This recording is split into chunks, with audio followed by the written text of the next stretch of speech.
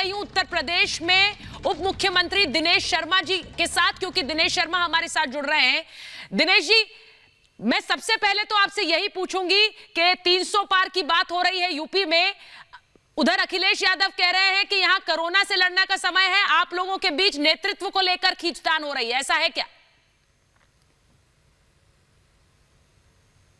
जिस व्यक्ति के नेतृत्व में जिनकी आप बात कर रहे हैं, ऐसा त्याग क्या दूसरे दलों में आपको मिलता है, विपक्ष में मिलता है? पिता मृत्यु शैया पर बैठे हों, माननीय योगी जी के हॉस्पिटल में जो पहली लहर थी, उनको देखने ना जाकर वो कोरोना के संक्रमण को रोकने की मीटिंग कर रहे होंगे। पिताजी की मृत्यु होती है, वहां पर ना जाके उस दिन संक्रमण की तीव्रता है और वो जगह जगह पर दूसरी जगहों पर लोगों की जान बचाने के लिए, अपने परिवार की चिंता न करके दूसरों जान बचाने के लिए काम कर रहे हों। इस साल जब द्वितीय लहर आई तो दौरा करते करते उनके बैठकें और व्यवस्था करते करते वो खुद स्वयं संक्रमित हो जाते हैं और संक्रमित होने के बाद बैठकों का दौर नहीं होता और जब जिस दिन निगेटिव होते हैं उसी दिन से वो पूरे लगभग 61 जिलों का दौरा करके एक एक जिलों में एक एक जगह पर गांव तक में जाकर लोगों की चीज़ों को सुनकर व्यवस्था करते हुए दिखाई पड़ते हैं। जहां इतना सबल नेतृत्व काम कर रहा हो और जहां इतने सफल नेतृत्व काम कर रहा हो, वहां इस प्रकार की बातें उठाना, जबकि विपक्ष का नकारात्मक रूल रहा हो, विपक्ष के वरिष्ठतम व्यक्ति कोरोना के संक्रमण के ऐसे समय भी जब मोदी जी के मार्गदर्शन में जो उनका एक प्रोत्साहनात्मक जो रवैया था, हमारे जो विद्वत वैज्ञानिक थे, उन्होंने जिस प्रकार से वैक्सीन को ईजाद किया, दिल्ली के नेता ट्वीट कर रहे थे कि ये वैक्सीन सफल नहीं होगी, इसको लगाना ठीक नहीं है। उत्तर प्रदेश के नेता प्रेस के सामने कह रहे हों कि ये बीजेपी की वैक्सीन है, जब हम सत्ता में आएंगे तो अपनी वैक्सीन को लगवाएंगे। यानी लाखों लोगों को आप गर्त में डालने का काम कर रहे हैं।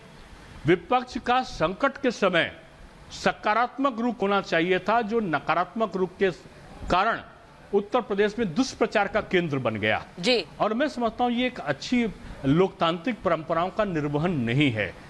इससे विपक्ष को बचना चाहिए कि संक्रमण काल और संकट काल में वो सेवा भाव कैसे कर सकते हैं, उसकी प्रतिद्वंदता उनको करना चाहिए था। आज वो गाँव में ना जाकर ट्विटर पे बैठ रहे हैं।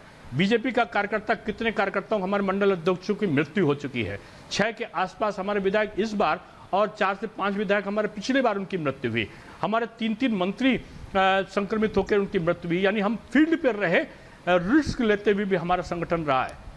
और आप घरों में बैठ के एयर कंडीशन में ट्वीट करें और ट्वीट करने के बाद सरकार को कटघरे में खड़ा करने का अगर प्रयत्न करें, तो मैं समझता हूं जनता इस चीज को देखती है और समझती है। इसलिए मैंने कहा कि हम पहले से ज्यादा 2/3 बहुमत से भी ज्यादा हम बहुमत में आएंगे, ये हम कल्पना कर रहे हैं। लेकिन हम इस समय चुनाव की बात नहीं करना चाहते। इस समय हम चुनाव में क्या लाभ पाएंगे, क्या नहीं पाएंगे, ये हमारा लक्ष्य नहीं है। हमारा लक्ष्य वर्तमान में केवल इतने मात्र तक सीमित है कि हम कैसे जान बचाएंगे कोरोना संक्रमण से, कैसे मुक्त दिलाने में सफल बनेंगे। दिनेश जी, आपने अपने को सीमित कर रखा है। दिनेश जी, आपने कहा कि इस वक्त लक्ष्य ये नहीं है, लेकिन जब केपी मौर्य जी कहते हैं कि 300 पार, इस बार अब की बार 300 पार, आपको लग रहा है कि पिछली बार भी 300 से ज्यादा सीटें आई थी, वो सपना फिर साकार होगा?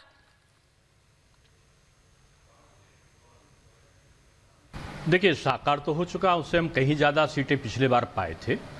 और जो हमने परफॉर्मेंस दी है 4.5 साल में, वो एक विकासोन्मुख जो गतिविधियां थी उत्तर प्रदेश के संदर्भ में, चारों तरफ आपको देखिए, आपको गंगा एक्सप्रेसवे बनता दिखेगा, तो कहीं आपको पूर्वांचल एक्सप्रेसवे बनता दिखेगा, तो कहीं बुंदेलखंड एक्सप्रेस बनता दिखेगा, कहीं डिफेंस कॉरिडोर होगा, कहीं आपको आईटी के क्षेत्र में देखेंगे तो लाखों करोड़ों रुपए का इन्वेस्टमेंट दिखेगा। चाइना से आने वाली कंपनियां, चाहे वो सैमसंग हो, ओप्पो हो, तमाम इसी प्रकार की कंपनियां हैं जो आज उत्तर प्रदेश में, भारतवर्ष में आएंगी, तो वो उत्तर प्रदेश में अपने जो इंडस्ट्रीज है वो लगा रहे हैं।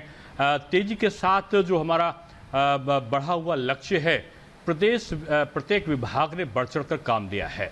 जहां तक मैं माध्यमिक शिक्षा की बात करूंगा तो पूरा हमारा पाठ्यक्रम का परिवर्तन हुआ, नकलविहीन परीक्षा हुई, सत्र का नियमितीकरण हुआ, परीक्षाएं जो महीना भर चलती थी वो 12 दिन और 15 दिन में समाप्त हो रही हैं। 3,10,000 के आसपास जो पॉजिटिव यहाँ पर एक्टिव केस थे वो आज 32,485 हैं और पॉजिटिविटी रेट जो है वो 0.4% रह गया है और जो हमारी रिकवरी दर है वो 96.9% पहुंच गई।